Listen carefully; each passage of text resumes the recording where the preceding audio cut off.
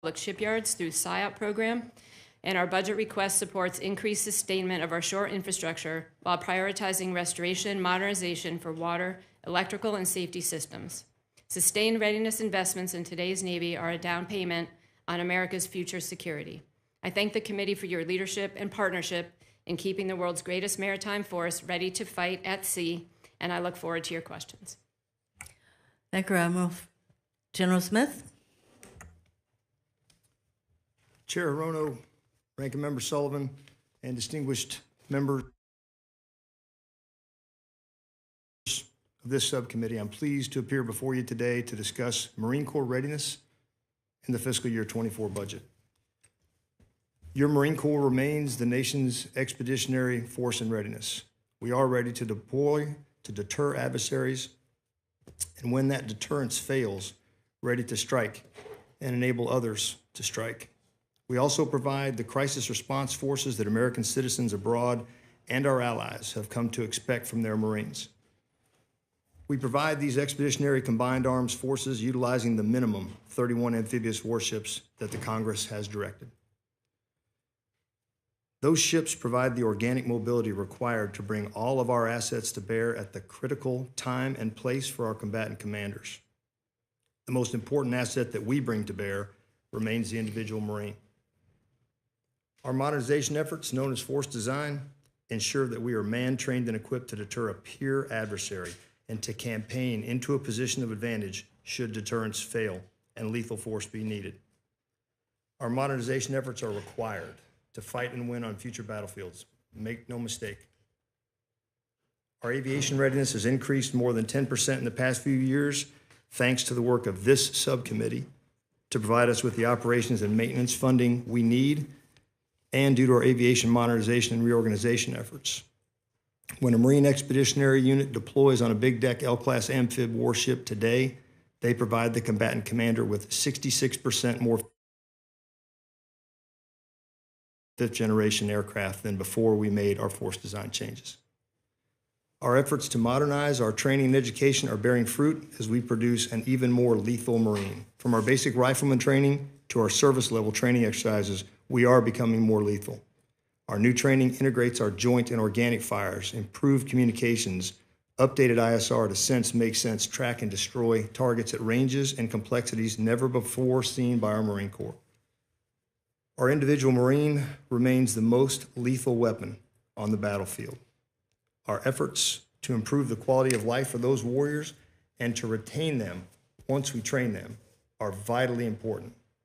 Your continued support matters to them and their families, and I thank you for it. I look forward to your questions, and thank you for letting me appear before you today. Thank you, General. General Alvin.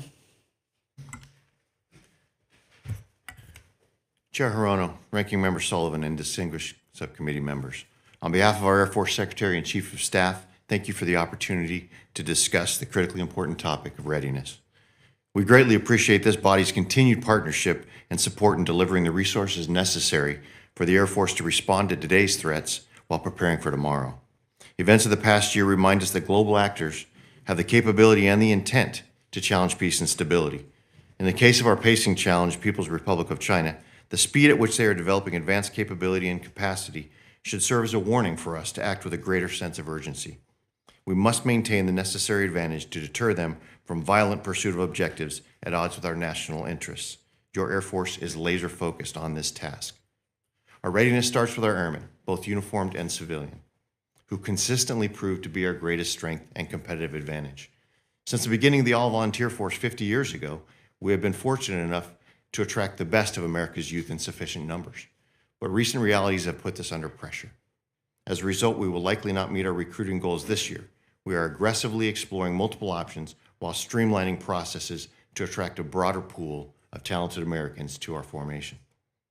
We know a focused and resilient airman is a ready airman, and we must continue to demonstrate that we value our service members and their families.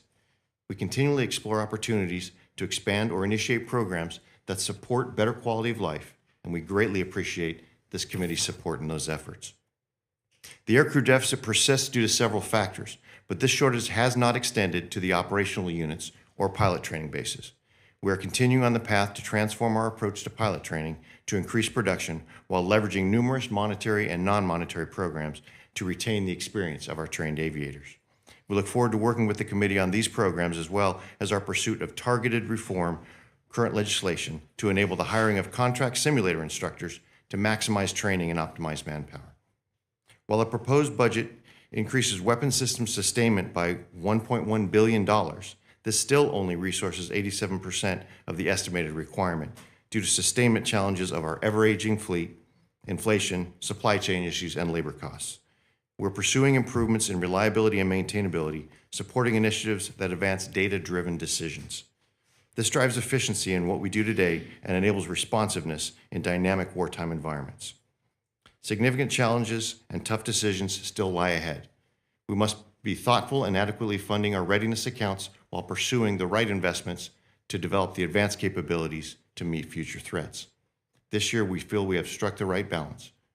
And in closing, I would offer that this Congress can perhaps make the most positive impact on our readiness through a timely budget appropriation. Thank you very much, and I look forward to your questions. Thank you, General. General Thompson.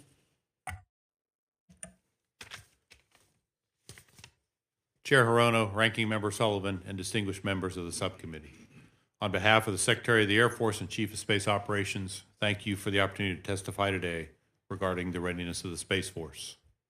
The capabilities and benefits provided from space are essential to our way of life and crucial to effective military operations in every other domain. The overriding consideration in assessing Space Force readiness remains the dramatic shift of the space domain from a comparatively benign military environment to one that is undeniably contested. This shift was a compelling reason for the creation of the Space Force 3.5 years ago. Since then, with the tremendous support of Congress, the Space Force has moved out aggressively to address the challenges the nation faces in space. We have begun to pivot to more resilient and defendable architectures to ensure soldiers, sailors, airmen, and Marines have the space capabilities they need across the spectrum of conflict. We're designing and developing constellations that address the migration of missions to space, including moving target indication, domain awareness on land, at sea, and in the air, command and control, and the movement of data to enable the way the Joint Force expects to fight in the future. Finally, the Space Force has begun the shift to a new training and readiness approach, the Space Force Generation Model. SPA 4 reached its initial capability on October 1st, and once complete, will deliver space forces that are truly ready against the pacing challenge. The President's fiscal year 2024 budget request reaffirms the Space Force's commitment to that threat-informed shift. It extends the pivot to more resilient architectures based on proliferated constellations, intelligence-driven space domain awareness, aggressive cybersecurity, measured investment in space superiority, and combat credible forces anchored in a full-spectrum test and training enterprise. While much remains to be done in all of these areas, the main challenges to Space Force generation today are twofold.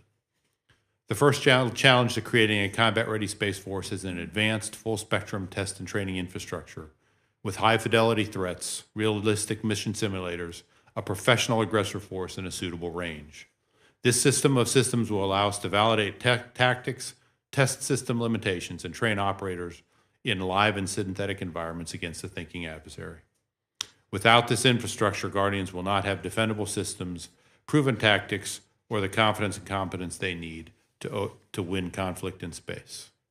The second and primary challenge to Space Force readiness lies in the availability of budgetary resources in a timely manner to execute all we're planning to do. Congress has been a tremendous partner in defining and building the Space Force the nation needs. In each year of its existence, the Space Force has seen a 12 to 15% increase in its budget year over year. The Space Force is prioritizing its readiness in all facets to effectively deter adversaries and, if necessary, prevail in conflict. The most important thing Congress can do to help in that regard is pass an on-time budget. Thanks for your support and steadfast partnership. I look forward to your questions. Thank you, General. Ms. Maurer? Good afternoon, Chair Hirono, Ranking Member Sullivan, and other members and staff. I'm pleased to be here today to discuss key findings and recommendations from our work on military readiness. And what we have found is rather troubling. Broadly speaking, mission capability, can units execute their missions, has declined since 2017. While the Army and Marine Corps improved in the ground domain, we found declines in the sea, air, and space domains. When it comes to resource readiness, personnel, equipment, training, and supplies, we found that the sea domain declined, but units in the ground, air, and space domains generally reported improvements. Now, of course, improvement does not necessarily mean readiness is where the services want it to be or where they need it to be. There is still quite a lot of ground to make up. For example, only 2 of 49 aviation systems met their annual mission-capable goals. The vast majority missed by over 10%. The F-35 program in particular suffers from a variety of sustainment woes. Fleet-wide mission-capable rates have declined every year since 2020, and the Air Force, Navy, and Marine Corps face substantial gaps between what it costs to fly the aircraft and what they can afford. We found the Navy had nearly $1.8 billion in deferred ship maintenance, mainly in its cruisers and amphibious ships. And over a 10-year period, maintenance delays went up and cannibalizations also increased, while steaming hours went down. The Navy also faces a significant crewing shortfall, which can harm mission, maintenance, and safety. The Army needs to improve helicopter safety and address shortfalls in rail support and sea lift training that affect readiness and the ability to move to the fight. The Space Force faces a unique set of readiness challenges, and DoD can better incorporate the evolving space control mission into its strategic readiness approach. To help with these and other challenges, we made over 130 recommendations in the 37 reports listed in my statement for the record. DoD agreed with nearly all of them, has started taking action on many, but over 100 remain open. These open recommendations are opportunities to improve readiness. Yet, even with all these challenges you just heard, the U.S. military is the best in the world. Our work helps keep it that way. GAO will continue to provide independent, hard-hitting, and constructive reports to help the services and help the Congress carry out its important oversight responsibilities. Madam Chair, thank you for the opportunity to testify, and I look forward to your questions. Thank you very much, Ms. Maurer, especially for pointing out all of the areas where improvements can be made. And I thank you also for acknowledging that in spite of these major shortfalls, I would say, that we still remain the best military in the world. And for that, I commend all of you who are here today. Let me start the questioning, being very specific. General George, I am aware that the Army conducted a survey of unaccompanied barracks residents last summer, and that the Army has those results. I have 2 questions. When can you provide this committee with those survey results? And what are the preliminary results of the survey, and are you already beginning to address the suggestions made in the survey? So, Chair Hirono, yes, we did conduct a survey. We went to 5 different installations to look at barracks, and the idea of it was actually to conduct a survey on what they would want as we're building barracks. We're going to be spending $1 billion a year, and it's got to kitchenettes, size, common areas, and those kinds of things. So that's what the survey was for, so that we could get design feedback as we start to build barracks into the future. So we'll certainly, I know we normally provide data on housing, and we'll look in June, I think, is when we could provide. I don't see any reason why we couldn't provide those survey results. So barracks with kitchenettes, et cetera, that sounds really nice. But what are some of the issues that were evidenced by the survey, such as things like mold, things like having more than the number of people that the barracks are designed in the barracks? I mean, there's some pretty basic kinds of concerns that were expressed, I'm sure, by this survey. But something like getting rid of mold, that's pretty basic. I would think that you would want to address those issues first. Yes, Senator. Am I correct? Yes, Senator. To that, we have inspected all 68,000 buildings in the Army for mold. We found about 2,500 of them that had mold. We've already undertaken remediation. It was about $3.5 million worth of remediation, so that was immediately invested in.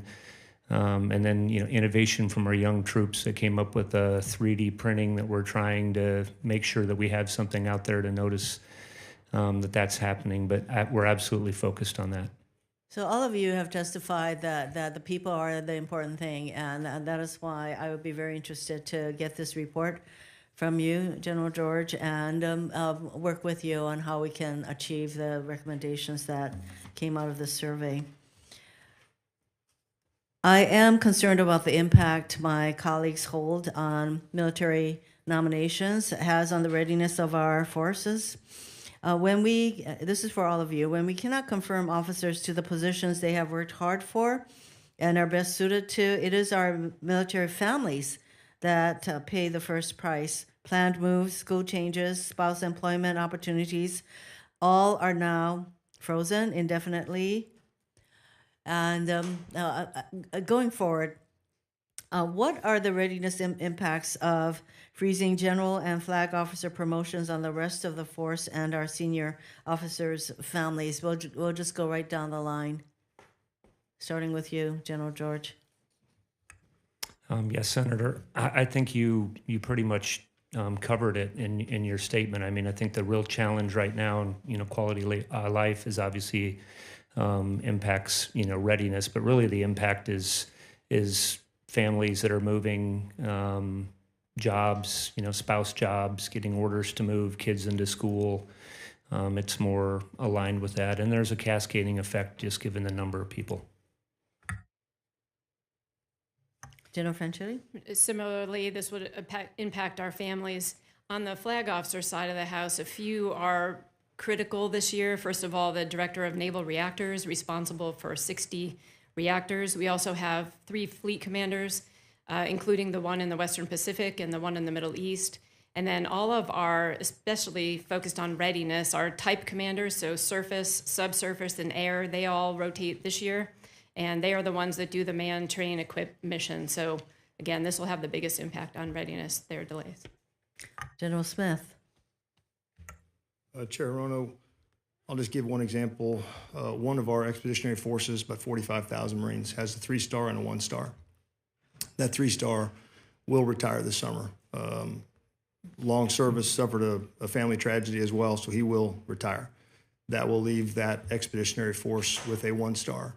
So instead of focusing on the Marine Expeditionary Units, which is that 1-star's normal job, he will do that and focus on the rest of the MEF. So that's a significant amount of supervision and experience that is no longer focused where it should be on our most precious asset, the Marines in those Marine Expeditionary Units. That's just a small anecdote, but that is not a one-off. That's a one of many.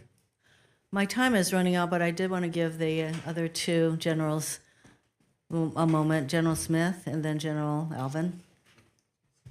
Chair Hirono, just very similar to what the other leaders here have mentioned. We have 5 either commanders or senior officers in the Indo-Pacific that are scheduled to move their positions, and 2 4-stars who are ready to retire for similar reasons that the ACMAC mentioned. General Alvin. Madam Chair, the topic's been covered well. Just one specific example, we need to put general officer leaders out into the combatant commands to ensure they are effectively integrating space and dealing with the issues of the contested environment. That's one example of where we need that leadership. Thank you very much. Senator Sullivan. Thank you, Madam Chair. General Smith, I want to give you an opportunity to follow up on 2 of the issues that I raised in my opening statement. The first is, at least for me, and maybe you and I have talked about it, maybe I'm just too dense to understand it, but the confusion on the impacts on the aviation sector of force design. The Marine Corps staff provided my office numbers that said the Marine Corps would be putting into storage or inventory management as many as 60 MV-22s, 30 Cobras, 24 Hueys, 48 CH-53s, and 54 F-35 Bravos. On April 18th, I walked through these numbers with the Commandant in a closed session, asked him if they were accurate.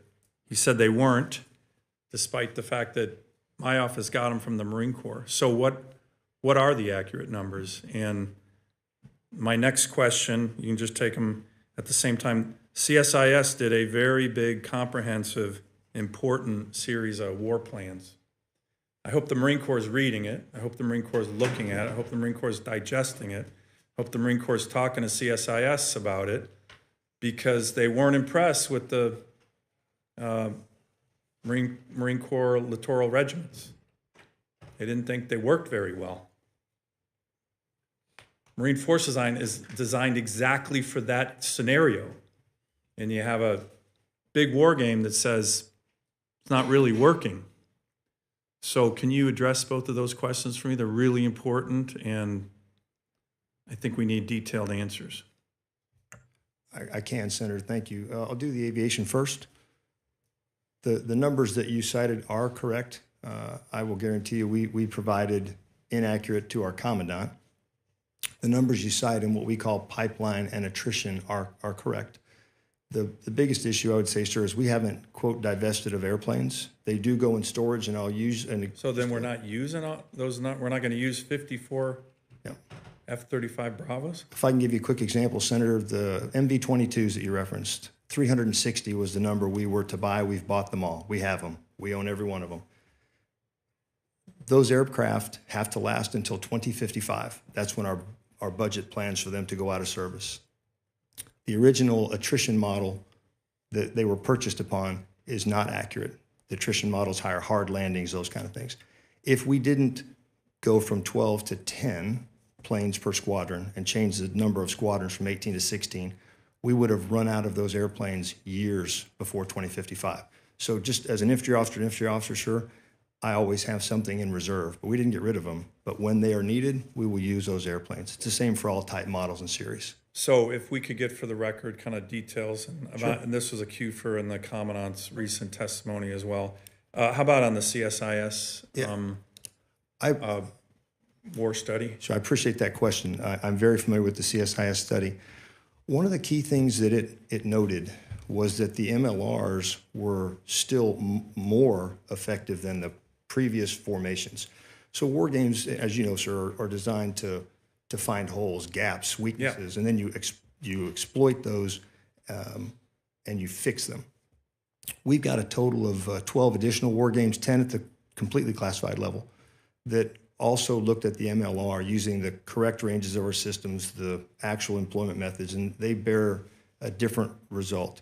I would note that one of the pieces that CSIS noted, and we value that study, Senator, we do, was that there would be a political challenge, but that's proven not to be, I would say, fully correct. The Japanese and the U.S. governments just agreed in the 2+2 to keep 12th MLR in Japan, and we're using the 3rd MLR in the Philippines now. So it's a valuable study, but when it found that we lost 300 airplanes on the ground, most Air Force lost carriers and cruisers, destroyers, we don't stop procuring. We find ways to fix those challenges that war game presents. So the MLR is better than what we had, not as good as it will be when we finally get all of our pieces implemented. Let me talk about those pieces. Admiral, as you can tell, and if you watched any of the full hearing, the Secretary of the Navy kind of took it on the chin with good reason, because he got his 30-year shipbuilding plan to this committee the night before. Got your climate action plan done 18 months ago, but your 30-year shipbuilding plan, you got to this committee the night before the big hearing. And in that shipbuilding plan, 30 years, you don't hit 31 amphibs once. And that is just, as the guy who wrote that provision, and by the way, is unanimous in this committee, I find it stunning that the Navy can come up here and just say, you know what, Congress, take a hike. So when are you gonna come back here? The Secretary said he'd do it soon to show us when you're gonna follow the law. And what I don't wanna hear is, well, we're gonna do a study, Senator, we're gonna look at more options. Cape told us we're gonna do, like we did the studies. Your job is to follow the law. Secretary needs to get back up here. That hearing for him was a disaster. I've been on this committee for 8 years, and I haven't seen anything like that. So I hope you have a better answer than he had in the last committee hearing. What's the answer on getting to 31 amphibs, which the Marine Corps desperately needs? By the way, that's a minimum. You can't just come to the Congress and say, we think that was a suggestion. Wasn't a suggestion. It's just like, it's actually the same language we gave you on 11 carriers. So what's the answer on that, Admiral? Ranking Member Sullivan, as you know, and as the Secretary, the CNO, and the Commandant testified, the Commandant and the CNO fully agree and understand that 31 amphibs is the law. We are doing the study, coordinating that with OSD this summer. But again, that will determine the way ahead. Sorry to interrupt. We did the study. I don't understand why you keep telling us we did the study. You're done. You don't have the option of doing so. You just have to follow the law. I don't know why this is so hard on the Navy. We did the study. We did the costs. If you don't have the budget for it, request a bigger budget. We'll give it to you. But we don't want another study. We want you to follow the law. I've gone over my time, but can you just answer that again without saying you're going to do another study? I want to know when you and the Secretary are going to come back here with a plan that doesn't blow off the Congress and the law for 30 years, which is what your current plan. Your plan does not hit 31 amphibs once in 30 years. That is completely unacceptable. Yeah, well. We will finish the study, and we believe that this is a PB 25 discussion. We put an amphib on contract this year. We're going to deliver another one next year. We currently have 32, and we look forward to that discussion as part of the PB 25 discussion. Senator Kane. Well, I want to associate myself with the punchline from Senator Sullivan. I do think that this is a matter for the president's budget, and I know that the service chiefs and you as witnesses don't get to lobby against the president's budget. You know, the president sends us a budget, and you're not going to come and testify counter to it. I think this is at the level of the president's budget. And the Commandant was pretty clear in the hearing that 31 was not only the law, but 31 was the requirement in terms of the military mission. And when I asked him point blank, does either the president's budget or the shipbuilding plan get us there, he was one word answer, no. So I think the punchline is we are expecting an answer. We understand, I understand that you're not going to come in here and lobby against the president's budget. That's not what you do. But I think we do need to find what's up, especially since this is the second year where we've had this conversation with a set of mixed messages. Admiral Franchetti, I want to just share with you, I have been visiting some of our private surface ship yards in the Hampton Roads area, and I've heard a very particular challenge that I think could be easy to fix, could be that might help us with getting ships in and out of repair in a timely way. Because, you know, I think there's been some suggestions that oftentimes ships under repair don't come out timely. The Navy has a stated policy on these repairs, and we're not talking about the mid-career refuels of carriers. We're surface ship, non-nuclear repairs. The Navy has a policy of trying to enter into the contracts on these repairs 120 days before the work's supposed to start. But it's more common that the Navy enters into a contract 30 to 60 days before. Okay, we need to have it in dock in 45 days, and we need to have it in dock in 60 days. That makes it really hard for the shipyards to staff up. They're bidding on work, they get a bit of work, they're really excited about it, but the labor market's really tight right now. And so if they're getting the contract and being told, and you got to start to work in 60 days, it's hard to staff up to really go at it from day one. Whereas if you can get the contract 120 days out, which isn't that long, that's 4 months, at least the NASCO General Dynamics and the BAE shipyard, these are the two that I've been at in the last month, say if you can hit that 120-day mark, they can staff up and be ready on day one and then really comply with time guidelines. At least one of the shipyards was saying, even though it's dramatically shorter than that, they still think they have a pretty good track record of turning the ships out according to the Navy timetable. But that doesn't seem like an unreasonable request to me, that we try to enter into contracts and then give the shipyard 120 days from the date of that contract being signed to fully staff up. And I think if you can do that, you'll get ships out the back end in a lot more reliable and regular way. And I just wanted to kind of report that from the field as something that I'd like you to pay attention to. General Drudge, I want to congratulate you on your nomination to Chief of Staff of the Army. Just say that really quickly. And ask you this question: what's the Army doing to ensure a constant supply of energetics in order to meet current and future munitions requirements and maintain a responsive organic industrial base, particularly as we're talking about the support that we're providing in Ukraine that can have the effect of diluting some of our efforts in that way?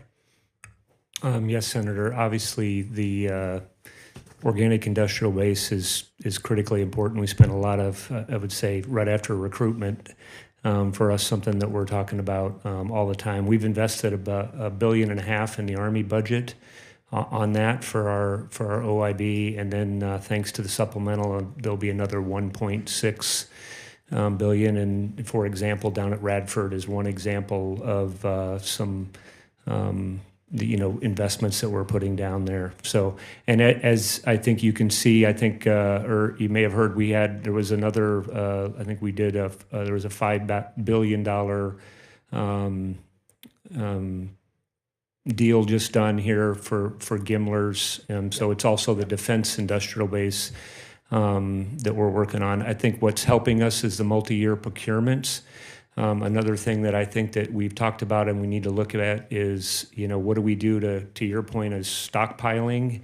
What are ways that we can get, because we've had some of these supply chain issues, that we would actually have this stuff that we know we're going to need, and we're really supporting the joint force.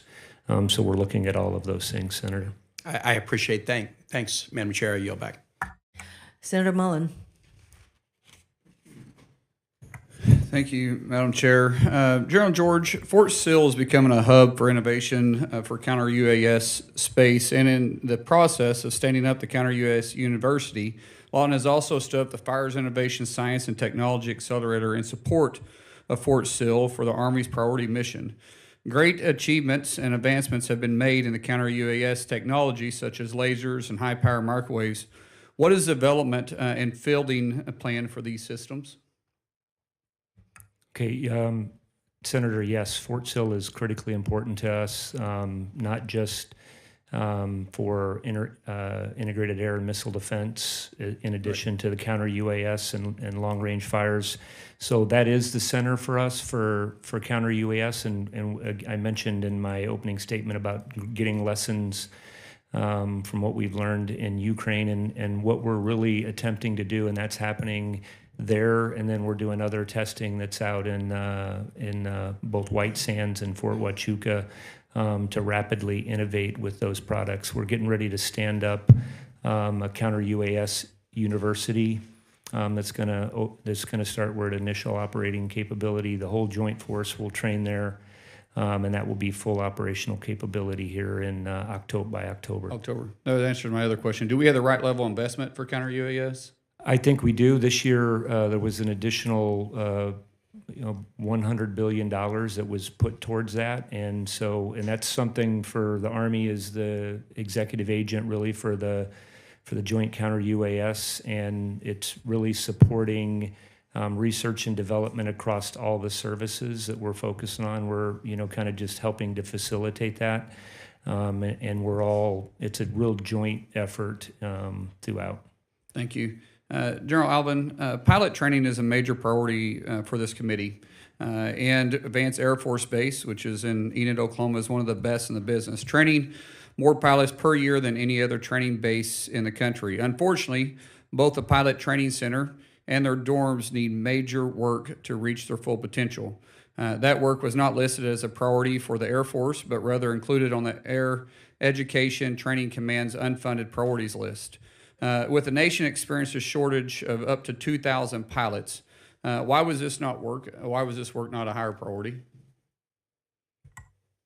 Well, Senator, you're absolutely right in Vance really leading the way. As a matter of fact, our UPT 2.5 initiative really was started at Advance, and they will be the lead unit for that. With respect to the dormitories overall, there is a dormitory master plan in which actually in the OSD scoring system of the facilities conditions index, 99% of our dorms, to include those at Enid, are above the adequate standard. We'd like them to be better than adequate, but they do exceed that standard. So we are prioritizing those dorms that are the closest to 80% or below. But we will continue to look at the Enid dormitories as well as the pilot training. The pilot training center obviously is going to need to transform as we transform in the way we do pilot training as well. We'll continue. Have you visited Vance? I have. I was. Have you seen the training facility? I have not recently seen a training facility. I was just there, and it's literally in temporary facilities. Temporary that's become permanent. Sure. And as you said, Vance is leading the way. There needs to be more done there. And on top of that, Vance is leading the way, and we also received a 2% cut on reimbursements for housing. When I don't think there's any place in the country that's got a reduction in housing. Housing's a competition, and in Enid, it's even a bigger competition. I believe that is something we need to get addressed. If we want to recruit the best and keep the best, and unfortunately we're competing with commercials too at this point, but we should recruit the best. We can train the best.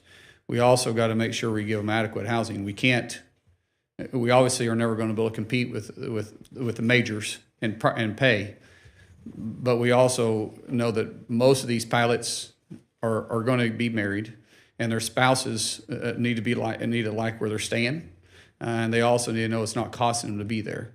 And with the 2% cut, I felt like that was kind of a slap across the face. And so, General, I'd appreciate if you'd pay attention to that. With that, I yield back. Thank you. Senator Shaheen.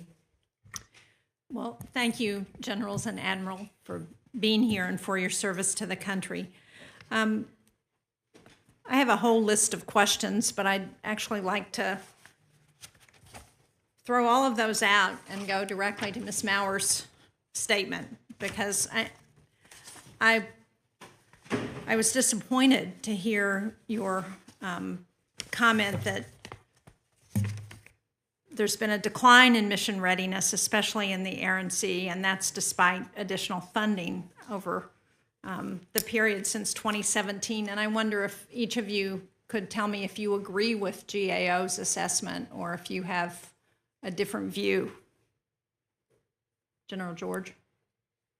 Yes, Senator. So specific to the GAO report that she mentioned in her opening statement, one was for us, mobilization and rail cars. Yes, I agree with that. That is something that we're investing in, $10 million, mainly for the big, for tanks and Bradley and heavy equipment. And then the other aspect of it was safety, and I agree with that as well. Admiral? I think from the ship and submarine and the sea domain, we are improving our readiness now, I think since 2019, and as we've been able to implement a lot of our perform to plan and data analytics and really focus on the maintenance and getting ships out of the shipyard on time, submarines out on time, we've been able to decrease our days of maintenance delay, which will improve our ability to train. So again, we have a lot more work to do, and we're grateful for the work that the GAO provides. On the aviation, again, back in 2018, when we were challenged to move up from 241 ready Super Hornets, we invested a lot of time and energy in this analytic process to get after the root causes and the drivers of lack of readiness. We've been able to achieve 80% readiness, between 80 and 85% readiness for the Super Hornets, and now we are scaling that to the remainder of our type model series. So again, we have had some challenges, but I think we're moving in the right direction. Well, let me just zero in on that a little bit, because one of the findings has to do with the shipyards and submarines, and it says from fiscal year 2014 to 2020, Navy submarines spent 9,563 more days in depot maintenance than expected. Now, as somebody who represents the Portsmouth Naval Shipyard, I really appreciate the shipyard optimization plan and what that's doing for the shipyard. And they've had a very good record of getting ships out on time and under budget. But how do you approach that kind of delay as we're thinking about how we make sure our submarines are operational when they need to be. Yep, that was a very significant delay, and we are really focused, and this has really been the focus of me as the vice chief as I've gone around to visit the different shipyards to understand the challenges, and also met with private industry to see where we can focus on that. I think the three things that we found that have been impacting that, one is workforce development and the project management fundamentals, production throughput. The second one is long lead time material, and that has really been a challenge, especially for Virginia-class submarines. And then the third one is growth work, unplanned work that we're finding. And so, again, we now have developed a 15-year plan, a strategy, to get after all of those things. We've also requested in this budget $3.1 billion in Virginia-class parts to help us get rotable pools and get rid of challenges with obsolescence. So in the submarine world, I think we are, again, moving in the right direction. Thank you. General Smith. Senator, the aviation portion of that report is correct. We are not where we need to be and have committed to be. In the last 4 or 5 years, we've increased marine aviation readiness by just over 10%. So we're moving in the right direction, but we're Marines, so we're not going to be satisfied until we achieve the objective. We're doing that through a combination of ensuring that personnel, ranges, fuel, parts, aircraft are all available at the right time. Because if any one of those elements of readiness is not there, you're not going to train and be ready. So that's a focus for us. It is the compilation of manpower, training ranges, and assets at the exact right time. General Alvin. Yeah, Senator, unfortunately for the Air Force, those are correct as well. And what it's not good news, but it's better news. So we're up to in FY23, this is through FY21, we had 8 aircraft that did meet the MC. That's not nearly where we need to be, but 8 better than 2. And ours is a combination of a bit of a spiral we're trying to come out from, which is as we have 53% of our aviation assets are right now exceeding their expected life cycle, average 29-year-old platform. So they break 25% more. They take 15% longer to fix. And because of that, they're longer times in depot, which means we have a fixed depot pipeline, so we can put fewer through depot. So therefore, it has that spiraling effect. And because they're finding new and interesting ways to break, it takes some of them our best maintainers to be able to keep those. So as we're trying to transition to these more modernized platforms, that's where some of our maintenance shortfalls come. So not an excuse, it's a condition we need to work through. I think another one of the real good recommendations that they made that we're trying to action on right now is levying these sustainment reviews for each of the systems that get after the individual pieces of the maintenance and supply issues. We have completed several of those sustainment reviews right now. We're trying to develop useful mitigation plans, not just mitigation plans we can submit as a report and make it complete, but things we can action on through things like condition-based maintenance plus and stockpiling of supplies and those sort of things. So we are on a journey, but again, the answer to your question is these are accurate numbers. Thank you. Madam Chair, can I ask General Thompson to also respond? Senator, we agree with the GAO's assessment as well. Such an incredibly dynamic period addressing a newly contested domain. We don't really have the readiness metrics yet. We don't have the systems. We don't have the training infrastructure. But I absolutely believe we have the plan that we're executing to. We had $390 million in this year's budget focused on that plan, and our request has another $340 million above that. So agree with the assessment, but believe we have the plan to get after the readiness needs of the Space Force. Well, thank you. And General Thompson, I think your admonition that on-time budgeting and being able to count on a budget from Congress is really important to all of the work that you all need to do. So I hope that we can comply with your request. Thank you, Madam Chair. Senator Kelly. Thank you, Madam Chair. I'm going to start with General Alvin and Ms. Maurer on the pilot retention issue in the Air Force. And if I have time, I want to address this to the Admiral and General Smith as well. So I think we share this concern about pilot retention challenges in the Air Force and what this means for the future joint fight. I think the Air Force currently has a 10-year requirement after a pilot gets winged. but I want to get into some specifics on this. So what's the data say about when pilots are separating from service after their commitment? Does it tend to be right after the 10-year commitment, or do folks tend to stay in for a little bit longer and then get out before they, let's say, complete 20 years of service? And then what's like the root cause? Like what are they citing as reasons why they're leaving after a 10-year commitment to the Air Force? Senator, thank you for that. So the biggest decision point is after that 10-year commitment. So it's not like it's a cliff after that, but that initial 10-year commitment is where the first decision point is. I'll talk in a second about the rationale why. And as we understand, when they approach that 10-year commitment from their pilot training time, as you know, there's that year to get trained, and maybe sometime you have to wait to get to pilot training. So you may be 11 or 12 years in. What we had been doing in the past is we had been approaching them at that 11 or 12-year point. And at that point, as you know from your service, you're making decisions 2 or 3 years before then. So what we have done now is offered these incentives to them 3 years before the commitment is done. Now, obviously, we're asking for a longer commitment, but at that time, it's helping them cement their future, see where their families are, and have that predictability. And the incentives, you mean the pilot bonus pay? The pilot aviation incentive bonus. But we're also offering non-monetary incentives. And this goes to your point of why are they getting out? Why are they leaving? And we had an aircrew engagement survey that happens every year. The one we just had in March had 3 primary reasons. One of them was location stability. Second one was compensation. And the third one is resource initiatives to get after the additional duties because pilots like to fly. So the location stability, we're doing things now like trying to reduce the number of overseas deployments. Those with the reduction in Afghanistan and Iraq are sort of helping that naturally as a byproduct. We're looking at some of these second assignment in place opportunities. One of the advantages of technology is it allows us to be more interactive with the individuals in the assignment process. Before, it needs the Air Force, we shape your career. Now we have talent marketplace where they can go out and at least provide some more input, have a little more agency in their future assignments. So we're helping them with that.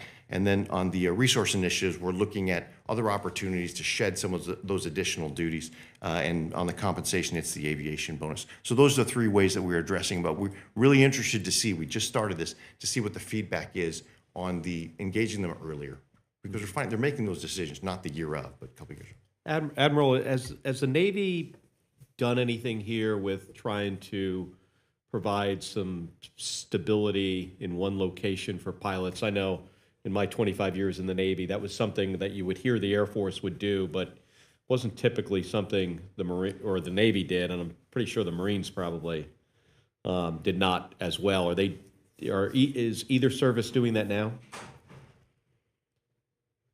Yeah, I think, just like the Air Force, we're working hard to retain people and look for some of those non-monetary incentives. Of course, the monetary ones are important. Being able to award the bonuses and the incentive pays at the right time to help them with their decision is one thing.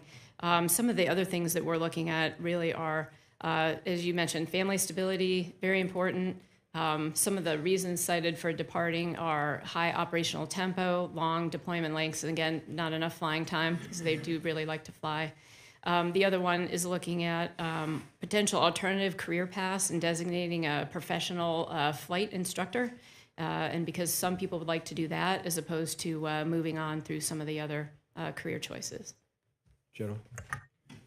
Senator, along the same lines, we are, through our process called talent management, we're just trying to treat each individual Marine as an individual. Some pilots want to fly a lot more. There are some who want a 3-year out because they've been flying for 8 years straight.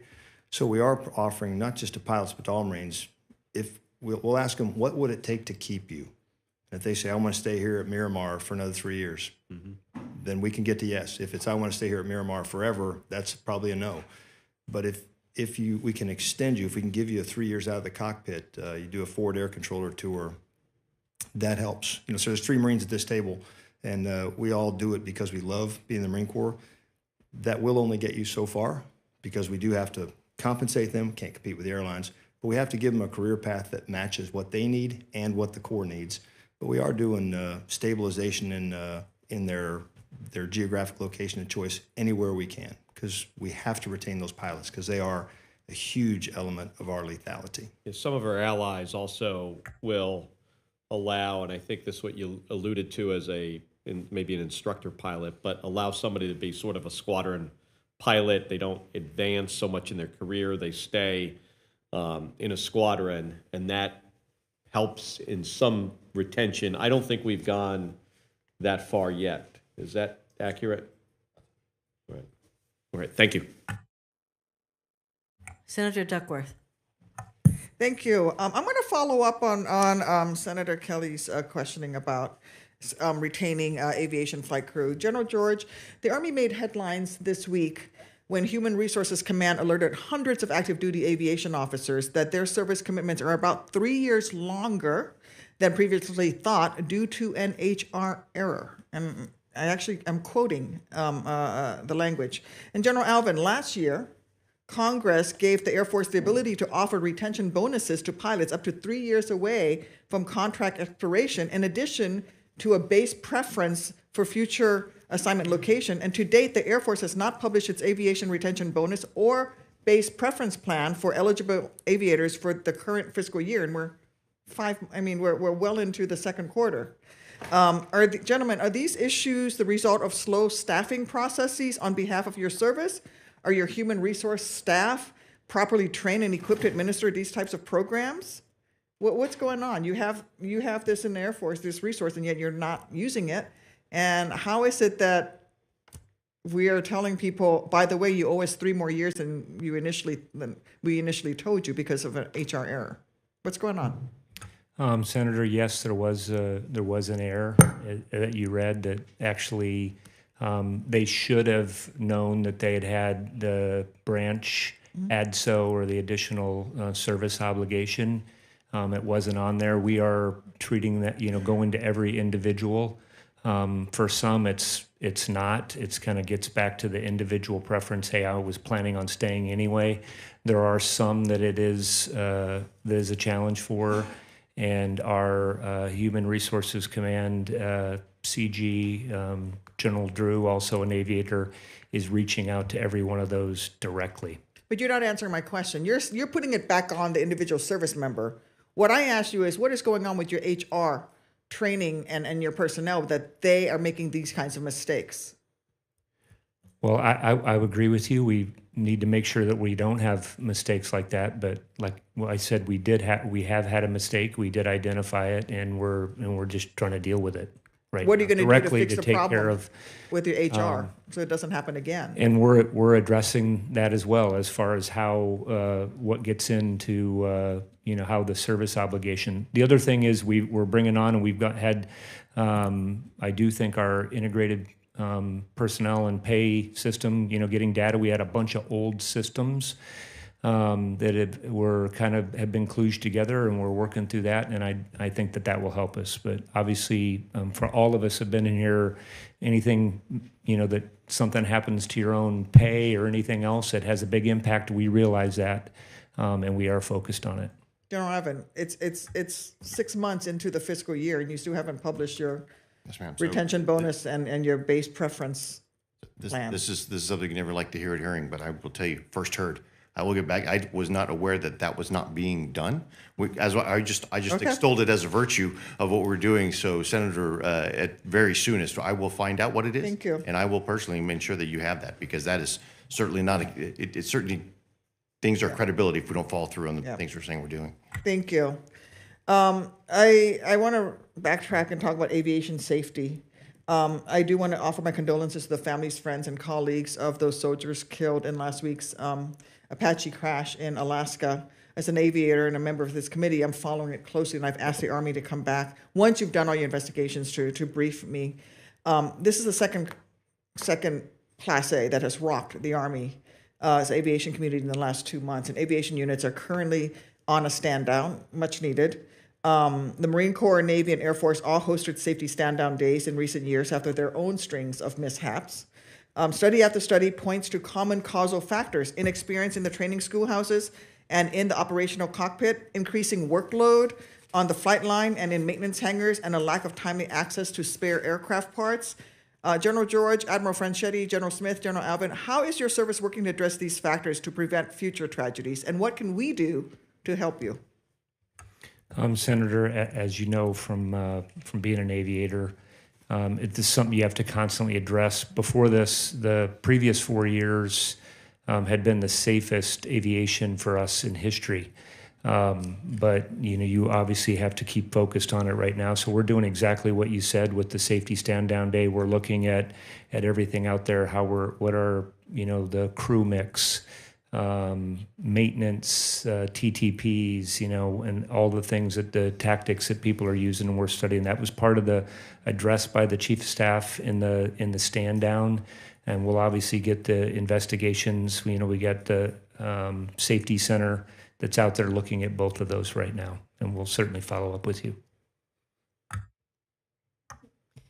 Beyond just aviation accidents, we have had other accidents, and we've learned many things from, I would say, 2 things that we've done to really try to get after them. First, we elevated our safety center to a 2-star safety command. The safety center dealt primarily with individual units, and information wasn't shared across the broader community. In the safety command, now he assesses all of the oversight entities, and they do regional assessments as well as community assessments and provide that information. So we're already learning a lot from them. I think the other one is really going after the root causes through our Get Real, Get Better cultural renovation that we're focused on right now, is really identifying them. So if the root cause for many of these things is fatigue, we're really emphasizing using our human factors engineers to understand what is happening, and then how do we better train our people to know what to look for, create better watch bills, and move forward from there. Senator, the last part of your question, steady, predictable operations and maintenance dollars for parts and flight hours is the best thing that can be done for flight pilot proficiency. We do twice annual safety stand downs preemptively. We call them BITS, back in the saddle training. But also in that preemptive lane, we just had a V-22 have an in-flight emergency a few weeks ago out at Cherry Point. The group commander said, and the pilots landed it very safely. So rather than wait for something, they simulated that same emergency. They stood the entire group down, colonel level command, for 2 days, and they made every single pilot go back through that scenario until they got that exactly right, because we don't want to wait for an incident. We always want to be proactive. And for us, I am the safety officer of the Marine Corps. The safety division works for me. There's no one between me and the colonel who runs it. It is me, so I'm responsible to you. Thank you. Similarly, for the Air Force, the last 2 years, so far in FY23, the same as last year, 1.2 per 100,000 flying hours. We'd like to get that, obviously, to 0. We have had a couple of very safe years, but to your point, and to General George's point, we've got to be, even though you might have the safest on record, it only takes 1 or 2 and suddenly it becomes the worst on record.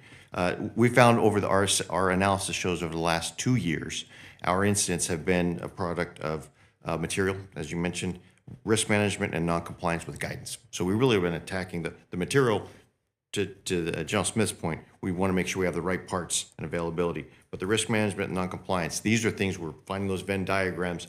And our safety center commander, she is brilliant in getting back and finding root causes, re-educating. And I think it's those human elements that we need to continue to focus on with all the environmentals that my colleagues here talked about.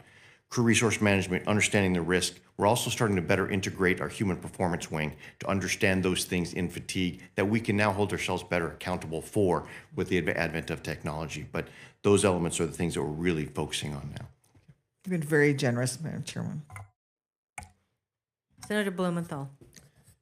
Thanks, Madam Chair. I want to focus on a different aspect of readiness and personnel, which is recruitment. And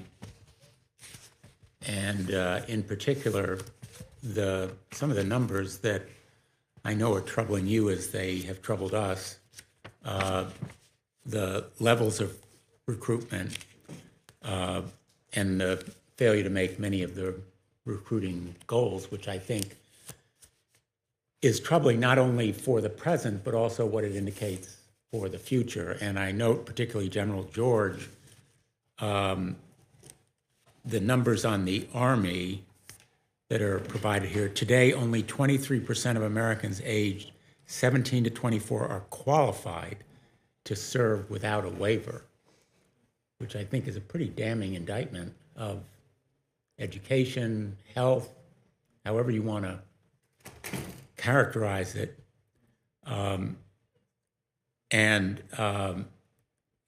As you say, the problem is not just finding qualified recruits.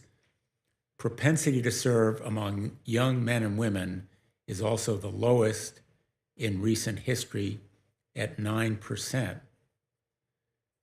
Only 21% of youth from Generation Z believes that Army culture is consistent with their values and beliefs, and 56% report that their impressions of the Army, mostly negative, in parentheses, are driven by non-Army media.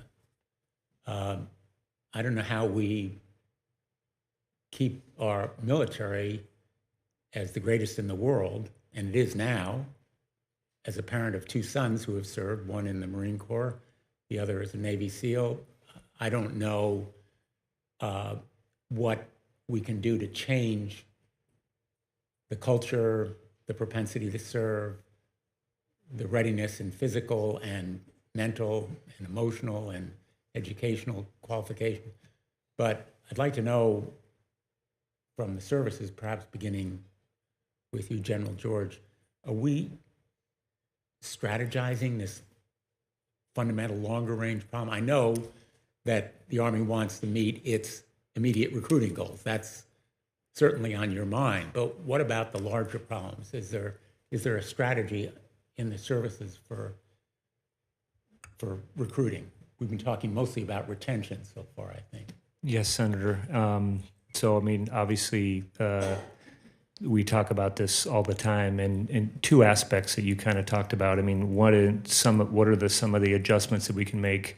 But we're having a big challenge, and we want to see this also as an opportunity to change how we go about doing things. We've done some where it's like the Future Soldier Prep course that we're doing to get people in to actually raise them. So they go down and they are able then to meet the physical standards. They're able to pass the ASVAB test, and that's working, I mean, greater than 95% that have going through that. We're looking at how we select recruiters, and do we have recruiters in the right places? We're looking at JROTC programs. We're looking at marketing, and then we're just looking longer term at how we have approached this. We're at the 50-year mark of the all-volunteer force. What do we need to change? And as I mentioned, when I enlisted right out of high school, and we have a lot of people in our service that have done that. It is a great way to advance. And we just gotta, we're pouring our heart into getting the message out. And I think everybody has got that across all the services. And so, we have a big part to play in that. Admiral?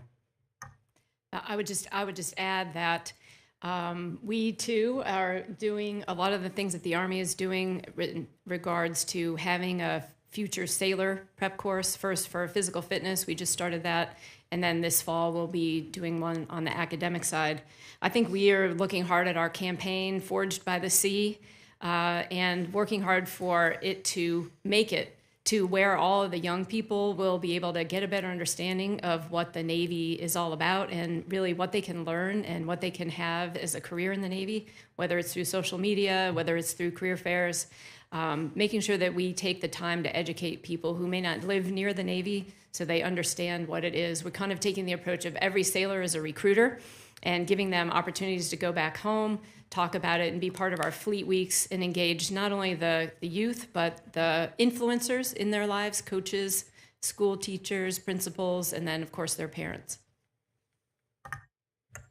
General. Senator, as you know, you don't join the Marine Corps, you become a Marine, and that is what we will stay with. We value our recruiters heavily. When our recruiters finish a successful 3-year recruiting tour, they select their duty station or they're sent to one of our service schools. My own son is a recruiter right now. I was a recruiter. Most of our senior leaders were either on the recruiting side or the drill field side, Fleet Marine Forces Pacific, 3MEF, all recruiters. The key for us is that professional recruiting force and incentivizing them to do great work. for us, those recruiters, it is a big reward in that the bulk of our meritorious promotions go to the recruiting force because we believe it is so important. And the final thing that I think is a secret sauce for us, the Commanding General of Marine Corps Recruit Depot, San Diego, and then Recruit Depot, Parris Island, dual hat as the Commanding Generals of the Eastern and Western recruiting region. So they have to both find and train the individuals. So you better find good ones and you better train them right because the same general is responsible for both. And we just value the recruiting force and we stay on it. We made mission last year, we'll make it this year, sir. I know we're over, but I will. I'm over time, but Thank you, Chair. Because I think this is very important. By the time it gets down to this end of the table, there may be fewer things. It's because we have lunches together. We understand this is not just a service problem. We have many meetings together where we look across the table. So I'm stealing things from what Eric's doing. And this idea of for us as the Air Force, last year we barely made, and this year it looks like we will not. So this is a wake-up call. We are looking at everything. Why do we have this particular restriction in place? Why? And sometimes it was because we could before. And because we were able to make that. And that's part of it. But Senator, I want to talk about your larger point, which is so all these things are making it harder on the outside. And we're trying to figure out that as a group of senior leaders. And I think one of them is this, that there is a cacophony of narratives out there that we are competing with. It's, again, not an excuse, it's just a fact. It's now there are so many different media that the youth of America can get insights from and get their impressions of. And so we need to be both amplified and unified in the way that we describe the value of service, and that this is not something that puts your life on hold. It's something that accelerates your life. So there is a combined thing that we need to do to have this awareness, because there's a lack of familiarity with the military service. And so those are some of the things we've been talking about as we look across the services to do that, in addition to what we're each doing individual service-wise. And Senator, just briefly, if I can, since our challenge is a lot different than everyone else, our numbers are relatively small. We can't be in every hometown in a recruiting station, and we don't need to be. So we're looking a lot at new approaches to recruiting, targeting regions, targeting specialties. And when we look at that and the use of social media and some other things, there are perhaps things that we can learn and trailblaze for the rest of the force that may help them in future recruiting opportunities as well. thank you all. Thank you. We'll start second round of questioning. I'm glad that you all get together and learn from each other and share best practices as applicable. And as long as we're on the subject of how important recruiting and retention issues are, my impression is that the Air Force and the Space Force have fewer recruiting and retention challenges. Is that right? Although, Admiral Alvin, you said that you are currently facing some recruitment issues. But do I have the accurate impression that the two of you face fewer of these kinds of challenges than the other services? And if so, why? Sure, I'll try and then you can do it. But I think the Space Forces is different because they do have a lot of folks wanting to come in, and yes, it's not kind as of many. a snazzy thing, I guess. Ours is a disturbing trend because we have made it all the time. This year, we're actually seeing the things that the Army and the Department of Navy, the Navy has dealt with for a while. So that's why I want to learn those lessons earlier. So, but overall, we'll be closer to meeting our numbers than perhaps some of the other services. So what do you think is causing this trend? All of the other kinds of opportunities that a young person could have then besides joining the Air Force? I think part of it is that because we are always making our numbers before, we might have maybe underpopulated our recruiting force, something I'm learning from my Marine here that says the value of the recruiting force, the individual face-to-face, that's how they're making their numbers. The idea that we had some standards, they were not really standards, they were restrictions that we had that were tighter than the DOD standard. So now we're finding if we loosen those and we stay within the DOD standards, we are allowing more to be able to come through our doors. So we're just, like I said, Chair, we're looking at everything we had done before that was maybe unnecessarily restricted, and then we believe we're also the chickens are coming home to roost with respect to the propensity to serve, and we're going to have to counter that as well in the Air Force. Yes, and one of the trends being that there are so few people who even qualify, and even fewer still who are willing. This is for the Army and Navy in particular. How important are the junior ROTC programs to your recruitment efforts? I'll be real quick, Chair Hirono. We have about 1,700 JROTC, and what we see is whether or not people are actually in JROTC or not. If they have that exposure, I think that's where it's helping us the most. You know, we're at like 44% of the folks who have a JROTC in their high school are more likely to serve. So that's where I think it helps us, and we're looking at how we can expand some of those. We're in the process of doing that now. What about Navy? Yep, JROTC is very helpful for us, as is the Sea Cadet program. So again, the more opportunities we have to expose people to what the Navy does and what it can do for them, I think is a really great opportunity. And how much of an inducement are the educational opportunities that you all provide to people who join, in terms of particularly, I suppose, recruiting and retention? Anyone want to respond? General Alvin. Yes, Chair Hirono. I will mention one thing that we have reinstituted this year that's been very successful, and it's actually our enlisted college loan repayment program. So these are individuals who are out of high school, maybe thought right then they weren't, that maybe military service wasn't for them, have had a couple of years of college and have built up some debt, and now are relooking that. So some of our incentives are just that way, because not only are we offering the ability to repay their college education, but they can continue their education through our community college of the Air Force and other educational opportunities. So we're seeing some of that cohort coming in, maybe a boost as well. So we do believe that's an attractive feature. So knowing how expensive college is, so do the other services also provide college repayment programs? We have similar programs. So- By the way, do you help with the cost of graduate education, i.e., becoming lawyers? You need your JAG. Do you pay for someone to go to law school? Chair, I can tell you we do. We have a program called Funded Law Education Program. Those individuals that we select from a very competitive board go to law school, we pay. We also have PhD programs for select individuals who fill things at the Marine Corps. Well, how long have you had that? Because I have a JAG person on my staff who didn't get her law school paid for. We have a couple of programs. We have a funded, which is pretty small because it is expensive, but we also have excess leave law program. We have several. I think that it seems to me that the educational opportunities that you provide could be a big incentive for people to consider joining. I just want to get to one thing. In recent years, storm damage has had major impact on DoD infrastructure in places such as Tyndall Air Force Base, Camp Lejeune, and the Army's Military Ocean Terminal Survey Point. What plans do your services have to improve the resilience of your facilities in the face of extreme weather? And what kind of readiness impacts have you observed when our facilities are not resilient? And I would like the GAO, Ms. Mueller, to chime in also. So let's do this really quickly.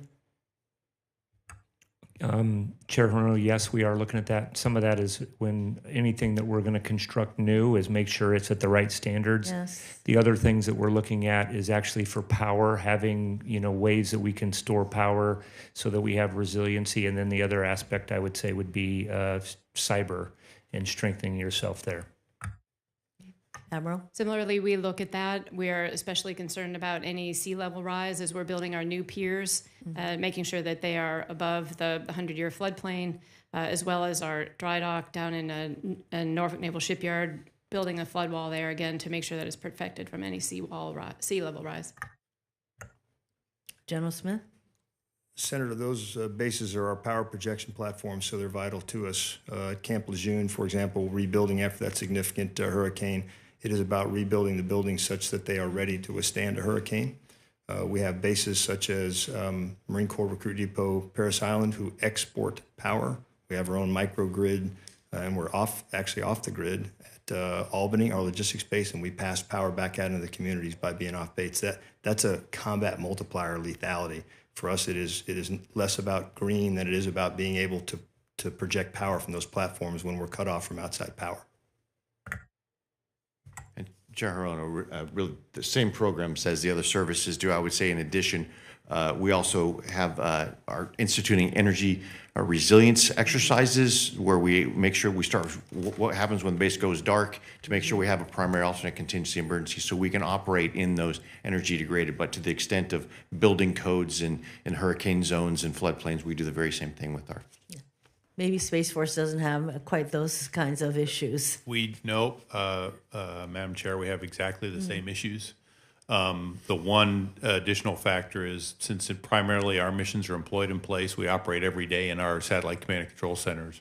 We also create redundancy and backup such that when you have weather problems in one area, you can transfer the mission to other areas and continue in that regard. So we do all the things the other services have in terms of power and building codes, but then we also build in redundant control centers to be able to continue to operate. Ms. Maurer? Yeah, it's great to hear all the actions being taken by the services to address the issue of climate change vulnerability. It affects all of the services. Some of our work has identified some of the mammoth future environmental liability facing the department. I think one of my colleagues testified recently on that. It said that price tag is about $91 billion, and that's on top of $137 billion in deferred maintenance across the DoD facility enterprise. So this is an infrastructure issue in part that sort of mirrors some of the broader infrastructure challenges facing the country as a whole. Thank you. Senator Sullivan. Thank you, Madam Chair. I'm going to continue my line of questioning, Admiral, with the Navy's support for the Marine Corps. The Navy's forward deployed naval force in Sasebo, Japan, was cut from 5 amphibs to 4. The Navy wants to cut it again to 3, my understanding is.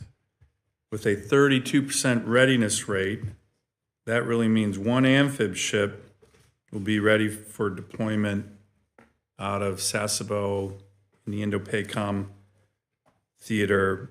Again, to me, this is a real problem.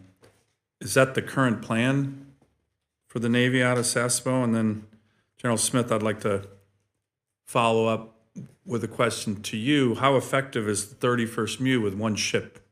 It's really not even a MEU or an ARG at that point, is it? But why don't we begin with you, Admiral? Is that the plan? We currently have 5 amphibious ships there, and we are currently reviewing our strategic laydown plan. And once that is finally approved, we will be happy to come back and brief you on that. So is that going to 3 ships, you believe? The 5 ships.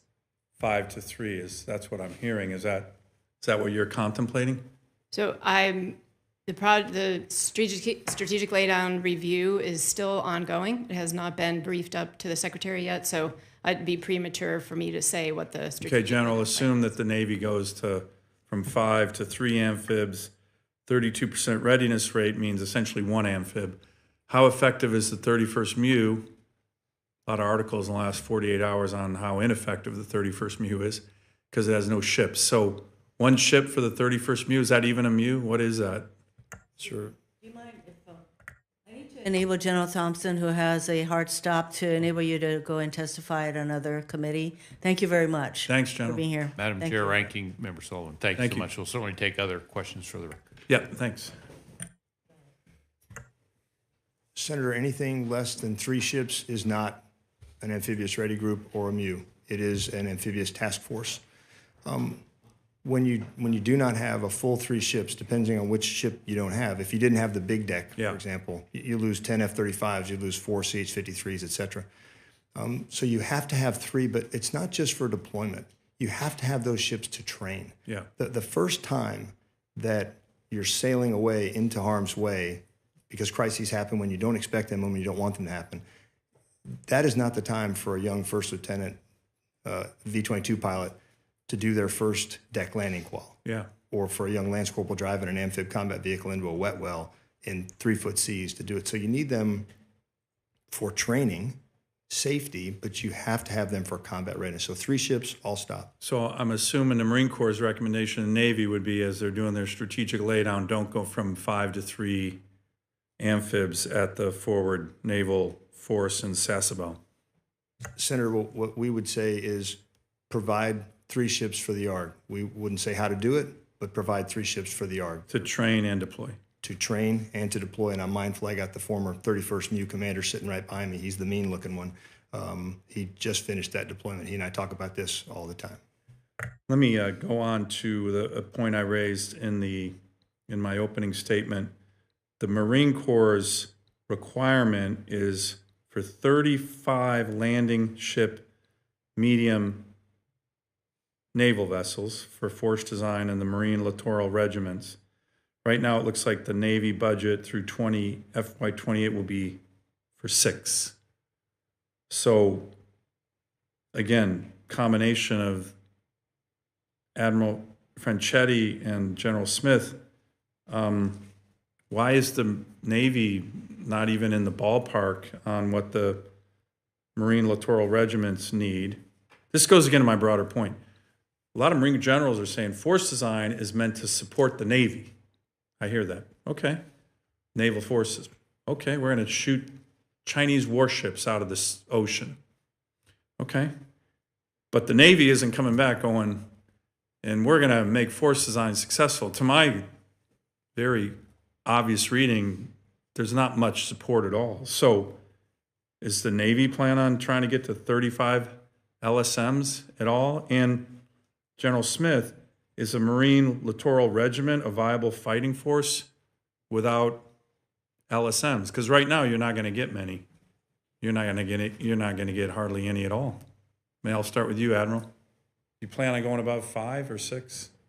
So the Navy is continuing to work with the Marine Corps to identify the requirements, and we will continue to work to support them throughout our shipbuilding plan. As far as the readiness goes, we are fully committed to supporting the Marine Corps' training requirements. We have met all of our deployment requirements. In the particular case of 31st MEU, we were able to surge a different ship, the Ashland, to support them after an emergent repair to the Rushmore.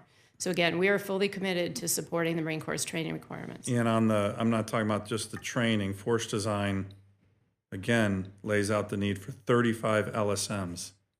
Is that even remotely in the Navy's 30-year shipbuilding plan? Again, we continue to work with the Marine Corps to define the requirement and put that into our budget as it goes forward. General, is a LMR viable fighting force without any means of delivering it?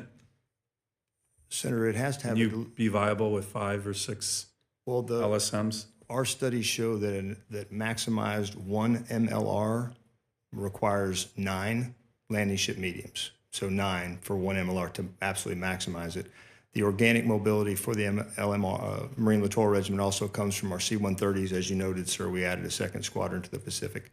So we need all of our organic mobility, L-class, LSMs, et cetera, all the way down. And the one thing I would want to note, sir, is that the force design issue was for the joint force. It certainly supports the naval force, but it supports the joint force.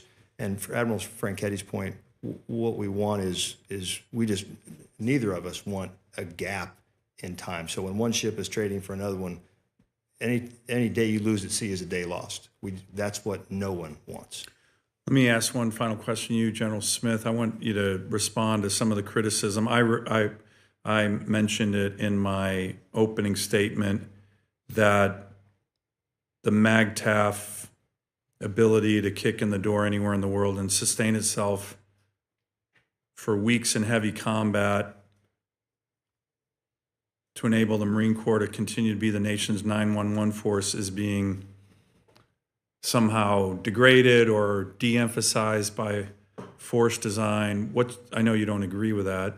It's a criticism that's out there from some very respectable Marines. What's your argument against that? And doesn't that argument have some weight when we're looking, again, no offense, Admiral, at a Navy that's not supporting you guys, at a Navy that won't get the amphibs that you need, at a Navy that won't get you the LSMs that you need? I mean, the Marine Corps does become less effective as the number of amphibs decreases. That is a fact. What's your response to those kind of questions that I'm raising that others have raised, including the amphib component? Yeah, thanks, Senator.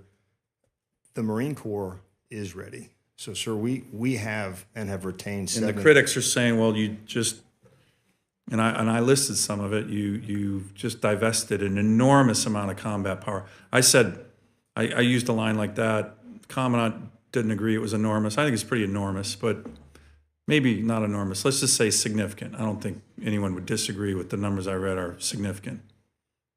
So let me focus the part on expeditionary force and readiness and kicking in the door, Yeah. as you said, because I agree. Both the And 80 sustainability. and sustainability. The 82nd and 114th Congress both gave a sense of the Congress that we should be most ready when, position of the Congress, pardon me, most ready when the nation is least ready. And we firmly believe that. So we have 7 MU headquarters. We have the infantry battalions. We have the fixed wing squadrons, the combat engineer platoons, reconnaissance platoons, HIMARS batteries, artillery batteries. We have those to deploy heel-to-toe Marine expeditionary units, but what we do not have is the amphibious ships. So when you're talking global crisis response, kicking in the door, you have to get there. So those amphibs are absolutely vital because we have the forces that are ready to go to the pier, but they have to have the amphibious shipping to deploy. That is what makes us ready, those combinations. But the Marines are, in fact, ready to go, sir. Madam Chair, can I ask one more question? I didn't want General George to be so lonely over there in the corner. So, He can respond in less than a minute. So, General, 2 initiatives, one that's taking place in Alaska that I think is going well, is the stand-up of the 11th Airborne Division and your work on multi-domain task force that in some ways, I don't know who's mimicking who, but some ways does look like Marine Corps force design and littoral regiments. Your multi-domain task force. How are both of those initiatives going? I talked to General McConville. I know you're looking at a 3rd multi-domain task force for deployment. We think Alaska is a very strategically important place that you might want to look at those there. Can you just give the committee an update on those 2 initiatives that are important for our nation's defense? Senator, I'll start with 11th Airborne, and I know we just had a very big Arctic exercise, so I mean, really what we're focused on is reestablishing ourselves as Arctic experts up there, and I think General Eifler and that whole team up there is doing great things. They just did a joint forced entry up there, had 8,000 people. We've given them the new Arctic equipment, and they've got the Cat Vs. So very good training up there, and then working some of that with our partners. And is that still the #1 requested unit in the U.S. Army? It's up there as far as places that people want to go. We saw a definite uptick on that up there. So Good. the other thing is on the multi-domain task force, and I stood up the first one several years ago as the First Corps commander. Very capable units that are exercising right now across the Pacific. We have the other one that's out in Europe supporting EUCOM and is very active out there. We have one temporarily stationed right now down in Hawaii, and there's 2 more that we are actually, are part of our Army structure that's coming up that we are standing up with those capabilities. We haven't made any final decisions. Those are, forthcoming on where those assets and those capabilities would go. Thank you, Madam Chair. I thank each of you for your time today, and we will continue to dialogue with you. And I also want to thank you, Ms. Maurer. Sure. This hearing is adjourned.